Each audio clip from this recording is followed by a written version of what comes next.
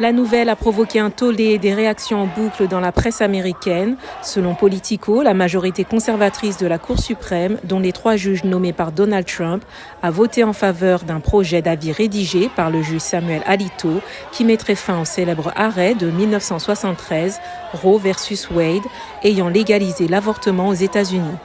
Dès lundi soir, partisans et opposants du droit à l'avortement étaient debout devant les locaux de la Haute Cour fédérale.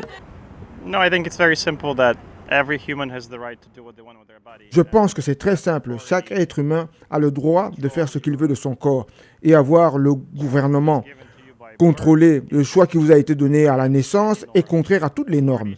Les autorités devraient prendre soin des structures de la ville, des structures gouvernementales et peut-être accorder plus d'attention au fonctionnement du système médical aux États-Unis par rapport à la restriction des droits de l'homme dans leur droit de naissance de choisir ce qu'ils veulent faire de leur corps.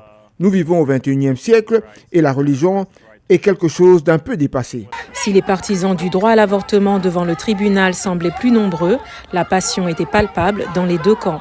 Quand vous allez avoir un bébé déjà développé, c'est un meurtre. Nous ne voulons pas de cela dans ce pays où nous sommes trop avancés et intelligents. Un enfant dont vous ne connaissez la destinée pourrait s'avérer être une personne très utile, garçon ou fille, quel que soit cet enfant. À force de slogans et de cris, ils protestent contre l'éventuelle décision de la Cour ou lui expriment leur soutien. Ailleurs dans le pays, comme ici à New York, les réactions reflètent la même polarisation. Réaction à la Maison-Blanche, le président Joe Biden a dit dans un communiqué, je cite, « Je crois que le droit des femmes à choisir est fondamental ». Il a appelé les électeurs à choisir des candidats favorables au droit d'avorter lors des élections de mi-mandat en novembre. De son côté, la Cour suprême a tenu à préciser qu'aucune décision n'a été prise sur cette question épineuse et que cette fuite, bien qu'authentique, n'affecterait pas l'intégrité de ces opérations.